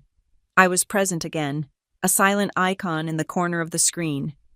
We are invoking two clauses simultaneously, Elliot announced. His voice was no longer weary. It was the voice of the man who built the skyline. Clause 9B, for malfeasance, which triggered this audit. And now, based on Ms. Nayar's findings, Clause 11D. I had the binder open on my bed. I knew 11D by heart. If any trustee materially benefits, directly or indirectly, from a grant they approved, that trustee's vote is rendered void ab initio from the beginning, and said trustee is subject to immediate removal for cause. You can't do this, Meredith was shouting now, her face distorted on the screen. This is an ambush. This is patriarchal control. You are an old, senile man trying to punish me for being a competent woman. You are letting her. And her gaze seemed to burn through the camera at me. Destroy this family. Priya Nayar cut in, her voice glacial, unimpressed. Ms. Whitlow, this is not about gender. It is about governance and signatures. She shared her screen.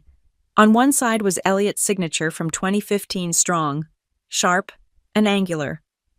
On the other was the signature from the hospital amendments, the ones Graham had notarized in the middle of the night. It was shaky, rounded, the L incomplete. Our forensic analyst confirms these signatures do not match Mr. Lane's pre-stroke samples, Priya said. They do. However, match control samples taken while a subject is under heavy sedation. This audit is now a fraud investigation. Effective immediately, Elliot said, his voice cutting through Meredith's sputtering. Meredith Whitlow's trustee powers are temporarily suspended. Graham Vale, you are placed on administrative leave as counsel for the trust, pending a full review by the Bar Association. The call ended. The silence in the motel room was absolute. The suspension of Meredith's powers triggered the financial stability clauses in Tessa's many brand partnerships. Her sponsors, the ones paying for the gifted lifestyle, got cold feet. A skincare brand released a statement. Pending family governance stability, we are pausing our collaboration with Ms. Whitlow. Tessa, naturally, exploded. She went public again. Not a live stream this time, but a formal, tear-stained post on her Instagram. I am being attacked by a jealous, vindictive family member, she wrote. My career, which I built from nothing, is being ruined by her lies and manipulation. I am exploring all my legal options, and I will be suing her for defamation. I read the post. I watched the likes and sympathetic comments roll in from her followers. Then, 45 minutes later, I refreshed the page. The post was gone. She had quietly archived it. Her new lawyer, undoubtedly cheaper than her mother's, must have explained what the legal term discovery meant. He must have told her that suing me for defamation would allow my lawyer to depose her, under oath, about every single STEM mentorship grant she had ever received. She was a coward, all bark and no bite. My fight was quieter. While Tessa was posting and deleting, I was filing. I'd found a legal aid lawyer, a sharp woman named Helen who worked on contingency, who saw the forged signature and the clinic IT report and took the case. We filed a motion ex parte, meaning Meredith wouldn't be present to argue against it, for an immediate preservation order on all Whitlow Foundation records.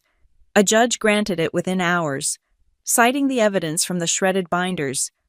A clear pattern of active destruction of documents. The timing was perfect. We knew from Tessa's Instagram, before she deleted it, that the Whitlow Foundation was hosting its annual Donor Appreciation launch party that night at a downtown hotel. A court-appointed courier, not me, walked straight onto the red carpet, past the velvet ropes, and into the middle of the cocktail party. He handed Meredith Whitlow, who was mid-sip of champagne, the sealed court order. He did it in front of all her high society donors, in front of the society reporters. She was now legally barred from touching, deleting, or shredding a single file related to her own foundation. The State Attorney General's office was now, officially, watching. The preservation order worked. Priya's auditing team, now working with the AG's office, gained access to the Foundation's full, unredacted servers, and they found the slush fund. It was a hidden sub-account, buried layers deep in the accounting software, labeled simply Emergencies. Priya called me directly, her voice for the first time holding a trace of something other than professional detachment. Everly, I thought you should see this. We've been tracking expenditures from this emergencies account. We found a series of payments, totaling over $50,000, to a PR narrative shaping firm. So, I said, bouncing June, who had started to fuss. The dates, Priya said. The payments were authorized the exact same week you were in the hospital giving birth. The same week your non-compliant beneficiary status was finalized.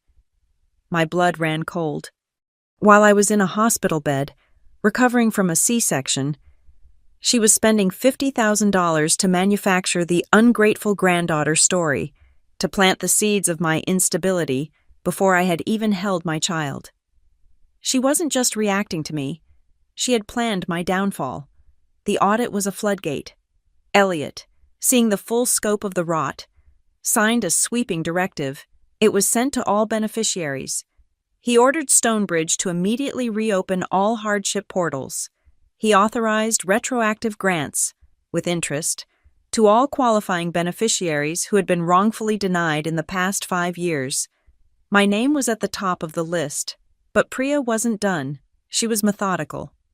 One last thing, Everly, she said on our final call. You mentioned your employer, the Silver Pine Regional Clinic. I'd like to see the donor memo Meredith Whitlow sent to your CEO. I forwarded it all. The email from Meredith, Janine's formal IT report proving it was a lie. Thank you, Priya said. This is not a trust matter, strictly speaking, but it is a governance matter. It shows a clear pattern of retaliatory behavior and an attempt to leverage donor status to influence a corporate entity. It's a severe governance violation. It will be logged, for the record, in my final report. The machine was now operating. The facts were logged. The accounts were frozen. The lies were exposed by forensics. Elliot had everything he needed. A final and formal email went out from his personal office. To the independent trustees at Stonebridge, to Meredith as a non-voting attendee, and to me as a beneficiary in good standing. A full trustee vote is scheduled to reconstitute the Lane Family Preservation Trust. Week's end, Friday, 10 a.m. Your attendance is mandatory. The end was here. The vote was scheduled for Friday. The days leading up to it were a gauntlet. The war was no longer a cold one fought in spreadsheets and audit reports. It had become a hot, desperate, hand-to-hand fight. I had to go to Lane Tower on Wednesday for a final pre-meeting with Priya Nayar and Elliot's new independent counsel. I took the stairs to the 28th floor, avoiding the main elevator, my senses on high alert. She was waiting for me in the firewell, halfway up, the concrete walls amplifying the cold. Everly, Meredith. She wasn't the polished trustee today. Her eyes were bloodshot, her face tight with a fury that seemed to vibrate. She was an animal backed into a corner. This doesn't need to be so ugly, she said, her voice a low, strained hiss.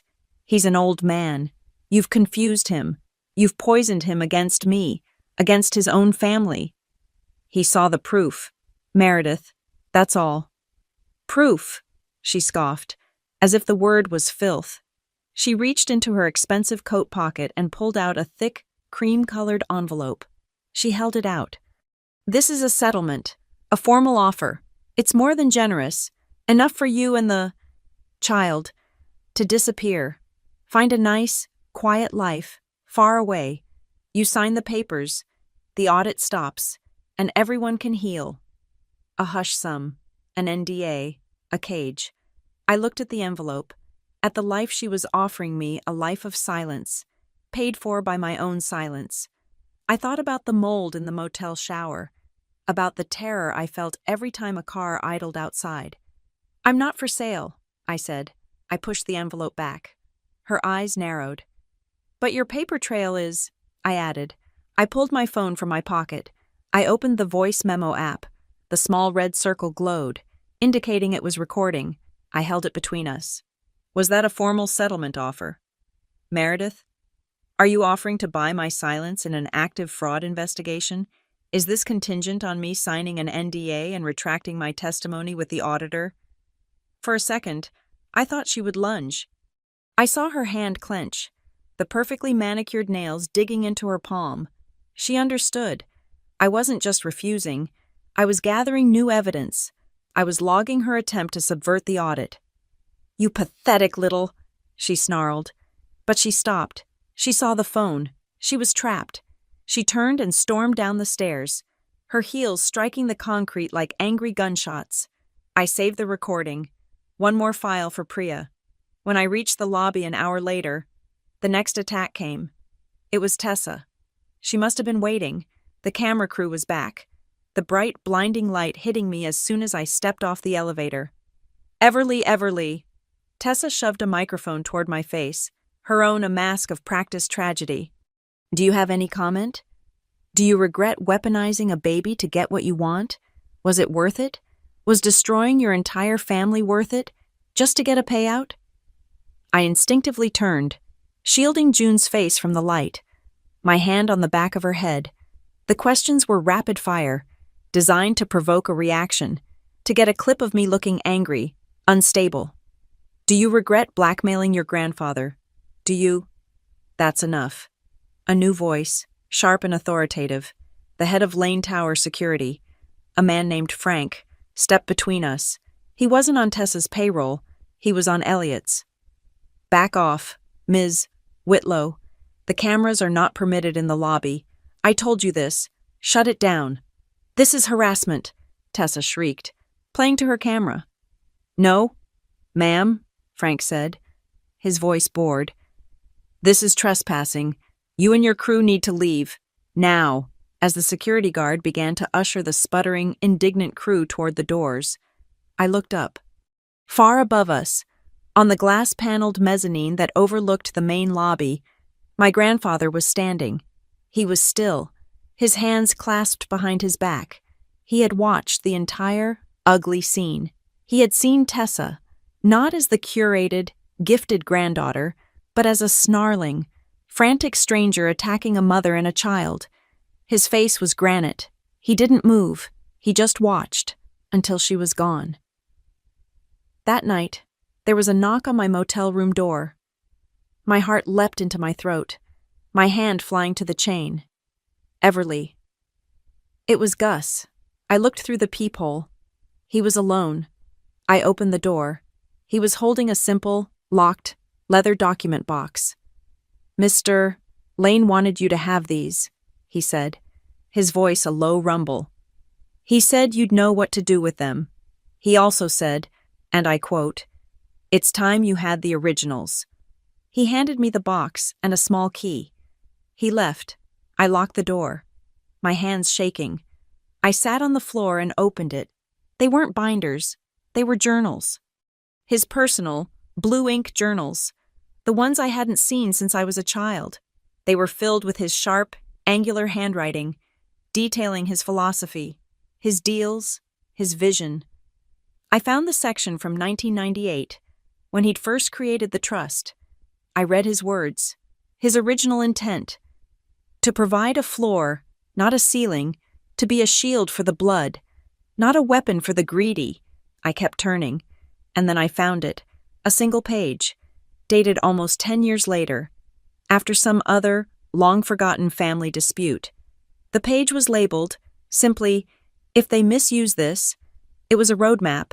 It detailed his exact wishes for a trustee removal for cause. It outlined the independent audit, the full vote, the exact clauses including 11D that he had put in place as a dead man's switch. He had anticipated a Meredith. He had left a map for me, and I hadn't even known it. I was staring at the page, my mind reeling. When my phone rang, it was Ramon. His voice was not his usual, calm monotone. It was sharp, panicked. "Everly, you have to get out of there. You have to go, right now." "Ramon, what's wrong?" I stood up, clutching June. "Two men. They weren't guests. They didn't come to the desk. I saw them on the side camera, by the ice machine. They tried your door, first with a keycard that didn't work. Then they tried to shoulder it. I hit the silent alarm and called precinct security. They ran. They got into a silver sedan. The same one." My blood turned to ice. They weren't using lawyers anymore. My, my daughter's crib, I whispered, my eyes flying to it. It's here, he said, his voice tight. It's in the office, behind the desk with me. I saw them on the camera, walking the hall, trying doors. I had a bad feeling. I went to your room 10 minutes ago, used my master key. I grabbed the crib and the diaper bag. I moved it. I changed the physical lock on your door, but it won't hold. You're not safe, Everly. They're not just watching anymore. You have to go. I hung up. I grabbed the journals, the binders, my laptop. I left the room, leaving everything else behind. I drove to the nearest 24-hour police precinct. I sat under the fluorescent lights at 3 a.m, and I filed a police report. Attempted breaking and entering, stalking. I named Meredith Whitlow and Graham Vale as parties in an ongoing civil and financial dispute who had previously engaged in retaliatory actions. I got the incident number. The first email I sent was to Priya Nayar. I attached a scan of the report. Please append this to the audit's retaliation log. The opposition has escalated to physical intimidation. We spent that night in a different motel, an hour out of the city, one I paid for in cash under a false name. The police report, on top of the financial evidence, sent the Stonebridge Board of Directors into a full-blown panic. They were spooked. This wasn't a quiet family squabble anymore. It involved police, the Attorney General, and the press. Gus told me later that the board's chairman called Elliot personally, urging him, begging him, to smooth this quietly, settle, sign the NDAs, bury it, make it go away before it tainted the entire Lane Stonebridge portfolio. Elliot's response was simple. Quiet created this. We will be finishing this in the light. Meredith's new lawyer, the expensive one, tried one last public maneuver. He leaked a carefully drafted story to a friendly gossip columnist. Troubled granddaughter schemes to seize Lane fortune. It painted me as a grifter, a vindictive con artist, and Meredith as the long-suffering trustee trying to protect a beloved patriarch. The columnist, doing her due diligence, called Priya Nayar for comment. Priya, bound by her own professional code, gave a devastatingly neutral statement. We cannot comment on family dynamics, she said. Stonebridge is currently conducting an ongoing governance review regarding trustee malfeasance and documented financial irregularities. A full report is forthcoming. Malfeasance. Irregularities. The official, cold. Corporate words were 1,000 times more damning than schemes. The gossip story was dead on arrival. The night before the vote, Elliot summoned me to the penthouse. I walked into the study. The first time I'd been there in almost 3 years. He was sitting in his armchair, looking out at the city lights. This ends tomorrow, he said, his voice quiet. One way or another, Meredith will be removed. Graham will be referred to the bar. The state will likely file charges based on Priya's report. It will be a mess. He turned to me, his eyes sharp, the same eyes that had assessed me in the motel room. But if this ends how it should, what do you want, Everly? After all this, tell me the truth. I thought about the money. I thought about the houses, the cars, the power. I thought about the 6-figure gift that had vanished. I want 2 things, I said, my voice as steady as his. First, I want my kid's crib out of a motel, for good. That's done, he said. Second, I continued, I want a new clause, a full amendment to the trust, a Tessa clause. He raised an eyebrow. It will explicitly forbid any beneficiary from ever using their trust-funded lifestyle, or the Lane family name, as part of a brand or legacy to acquire personal profit or gifts. Rose Quartz Media will be dissolved, and the funds returned to the trust. I don't ever want another person's child, I said, my voice hardening, to have their basic needs weighed against an influencer's brand partnerships ever again. He was silent for a long moment. He closed his eyes. When he opened them, he nodded, a slow, final gesture. I see, he said. Good. He stood up, straighter than I'd seen him in years. Be there at 10 a.m. Come to the vote. The vote was scheduled for Friday. The days leading up to it were a gauntlet. The war was no longer a cold one fought in spreadsheets and audit reports. It had become a hot, desperate, hand-to-hand fight. I had to go to Lane Tower on Wednesday for a final pre-meeting with Priya Nayar and Elliot's new independent counsel. I took the stairs to the 28th floor, avoiding the main elevator, my senses on high alert. She was waiting for me in the firewell, halfway up, the concrete walls amplifying the cold. Everly, Meredith. She wasn't the polished trustee today. Her eyes were bloodshot, her face tight with a fury that seemed to vibrate. She was an animal backed into a corner. "This doesn't need to be so ugly," she said, her voice a low, strained hiss. "He's an old man. You've confused him. You've poisoned him against me, against his own family. He saw the proof, Meredith. That's all." "Proof," she scoffed, as if the word was filth. She reached into her expensive coat pocket and pulled out a thick, cream-colored envelope. She held it out. "This is a settlement, a formal offer. It's more than generous. Enough for you and the child to disappear. Find a nice, quiet life, far away. You sign the papers, the audit stops, and everyone can heal." A hush sum, an NDA, a cage. I looked at the envelope, at the life she was offering me, a life of silence, paid for by my own silence. I thought about the mold in the motel shower, about the terror I felt every time a car idled outside. "I'm not for sale," I said. I pushed the envelope back. Her eyes narrowed. "But your paper trail is," I added. I pulled my phone from my pocket. I opened the voice memo app. The small red circle glowed, indicating it was recording. I held it between us. "Was that a formal settlement offer, Meredith? Are you offering to buy my silence in an active fraud investigation? Is this contingent on me signing an NDA and retracting my testimony with the auditor?" For a second, I thought she would lunge. I saw her hand clench, the perfectly manicured nails digging into her palm. She understood. I wasn't just refusing, I was gathering new evidence. I was logging her attempt to subvert the audit. "You pathetic little," she snarled. But she stopped. She saw the phone. She was trapped. She turned and stormed down the stairs, her heels striking the concrete like angry gunshots. I saved the recording. One more file for Priya. When I reached the lobby an hour later, the next attack came. It was Tessa. She must have been waiting. The camera crew was back, the bright, blinding light hitting me as soon as I stepped off the elevator. Everly. Tessa shoved a microphone toward my face, her own a mask of practiced tragedy. "Do you have any comment? Do you regret weaponizing a baby to get what you want? Was it worth it? Was destroying your entire family worth it? Just to get a payout?" I instinctively turned, shielding June's face from the light, my hand on the back of her head. The questions were rapid fire, designed to provoke a reaction, to get a clip of me looking angry, unstable. "Do you regret blackmailing your grandfather? Do you—" "That's enough."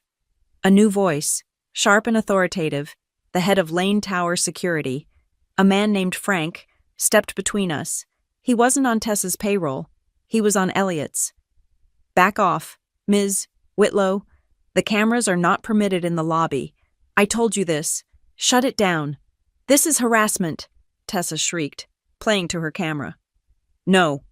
Ma'am," Frank said, his voice bored. "This is trespassing. You and your crew need to leave. Now," as the security guard began to usher the sputtering, indignant crew toward the doors. I looked up. Far above us, on the glass-paneled mezzanine that overlooked the main lobby, my grandfather was standing. He was still, his hands clasped behind his back. He had watched the entire, ugly scene. He had seen Tessa, not as the curated, gifted granddaughter, but as a snarling, frantic stranger attacking a mother and a child. His face was granite. He didn't move. He just watched, until she was gone. That night, there was a knock on my motel room door. My heart leapt into my throat, my hand flying to the chain. Everly. It was Gus. I looked through the peephole. He was alone. I opened the door. He was holding a simple, locked, leather document box. "Mr. Lane wanted you to have these," he said, his voice a low rumble. "He said you'd know what to do with them. He also said, and I quote, 'It's time you had the originals.'" He handed me the box and a small key. He left. I locked the door. My hands shaking. I sat on the floor and opened it. They weren't binders. They were journals. His personal, blue ink journals, the ones I hadn't seen since I was a child. They were filled with his sharp, angular handwriting, detailing his philosophy, his deals, his vision. I found the section from 1998, when he'd first created the trust. I read his words, his original intent. To provide a floor, not a ceiling. To be a shield for the blood, not a weapon for the greedy. I kept turning, and then I found it, a single page, dated almost 10 years later, after some other, long-forgotten family dispute. The page was labeled, simply, "If they misuse this." It was a roadmap. It detailed his exact wishes for a trustee removal for cause. It outlined the independent audit, the full vote, the exact clauses including 11D that he had put in place as a dead man's switch. He had anticipated a Meredith. He had left a map for me, and I hadn't even known it. I was staring at the page, my mind reeling.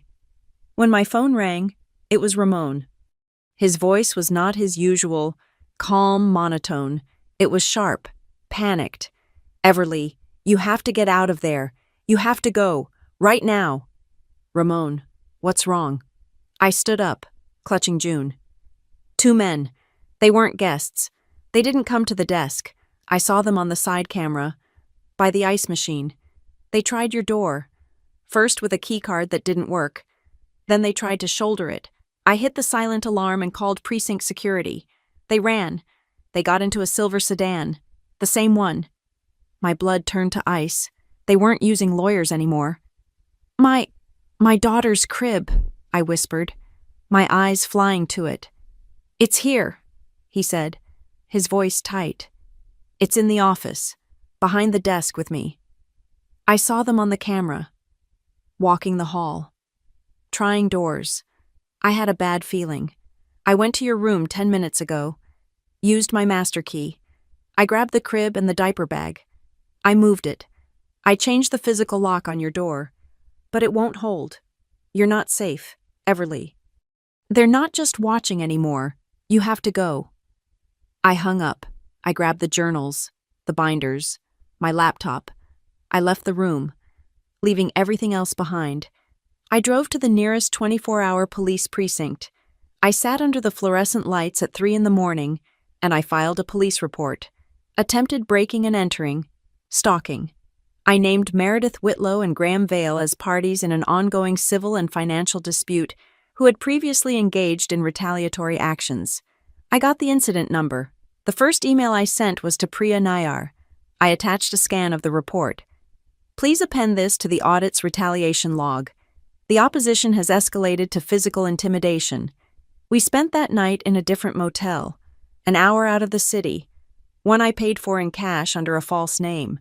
The police report, on top of the financial evidence, sent the Stonebridge Board of Directors into a full-blown panic.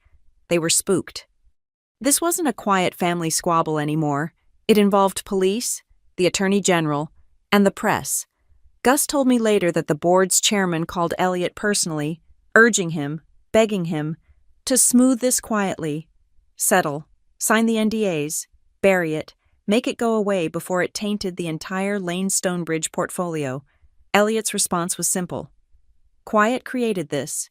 We will be finishing this in the light."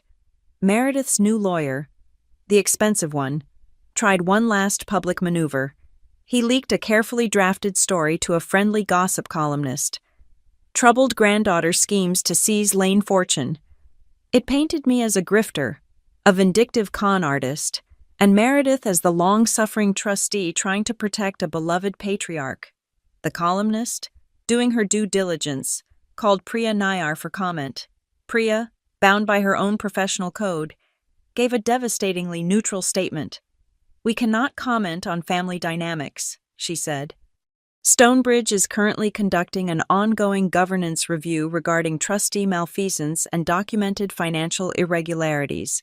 A full report is forthcoming." Malfeasance. Irregularities. The official, cold. Corporate words were 1,000 times more damning than schemes. The gossip story was dead on arrival. The night before the vote, Elliot summoned me to the penthouse. I walked into the study. The first time I'd been there in almost 3 years. He was sitting in his armchair, looking out at the city lights. "This ends tomorrow," he said, his voice quiet. "One way or another, Meredith will be removed. Graham will be referred to the bar. The state will likely file charges based on Priya's report. It will be a mess." He turned to me, his eyes sharp, the same eyes that had assessed me in the motel room. "But if this ends how it should, what do you want, Everly? After all this, tell me the truth." I thought about the money. I thought about the houses, the cars, the power. I thought about the 6-figure gift that had vanished. "I want 2 things," I said, my voice as steady as his. "First, I want my kid's crib out of a motel, for good. That's done," he said. "Second," I continued, "I want a new clause, a full amendment to the trust, a Tessa clause." He raised an eyebrow. "It will explicitly forbid any beneficiary from ever using their trust-funded lifestyle, or the Lane family name, as part of a brand or legacy to acquire personal profit or gifts. Rose Quartz Media will be dissolved, and the funds returned to the trust. I don't ever want another person's child," I said, my voice hardening, "to have their basic needs weighed against an influencer's brand partnerships ever again." He was silent for a long moment. He closed his eyes. When he opened them, he nodded, a slow, final gesture. "I see," he said. "Good." He stood up, straighter than I'd seen him in years. "Be there at 10 a.m. Come to the vote." The conference room on the 28th floor was where empires were built. The walls were lined with heavy framed photographs of the buildings Elliot had raised from dirt. Monuments to a lifetime of concrete and steel, each one a testament to his will. We sat at the same polished mahogany table, but the air was not just cold, it was sterile, the pressurized silence of an operating theater before the first incision. Priya Nayar stood at the head of the table. She was no longer just an auditor, she was an executioner. She had the full attention of the 2 independent trustees, Elliot and the pale, sweating lawyers from Stonebridge. "The independent audit is complete," she stated, her voice crisp, devoid of emotion. Her findings were projected onto the large screen. She laid it out, the forged amendments, notarized by Graham Vale at 2:30 in the morning, while Elliot's physician confirmed he was on a heavy sedative drip. The conflicted grants, a perfect 1-to-1 correlation between STEM Mentorship Initiative payments to Rose Quartz Media and Tessa's documented luxury purchases, and finally, the retaliatory interference, the falsified report to Silver Pine Clinic, the police incident number from the attempted break-in at the Pinecrest Motel, and the $50,000 invoices for PR narrative shaping from the week I was giving birth. Elliot listened to the entire presentation, his face an impassive mask of granite. When Priya finished, he did not pause. He did not ask for comment. He looked at the 2 independent trustees. "We will now call the vote," he announced. "We are voting under Clause 11D, for removal for cause, and Clause 14A, for the immediate reconstitution of this trust.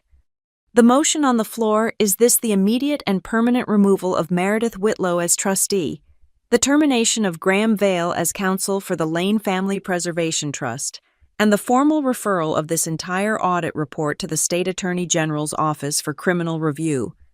You will not." Meredith's voice was a raw scream. She shot to her feet, her chair scraping violently against the floor. "This is an illegal ambush. I will fight this in court. I will sue every single person in this room. I will drag this family through the press for a decade. You have no proof. You have nothing." Priya Nayar didn't flinch. "You are mistaken, Ms. Whitlow," she said, her voice still quiet, clinical. "We have the proof. You were simply sloppy when you tried to destroy it." Priya signaled to Gus, who was standing by the door. He opened it. Ramon walked in.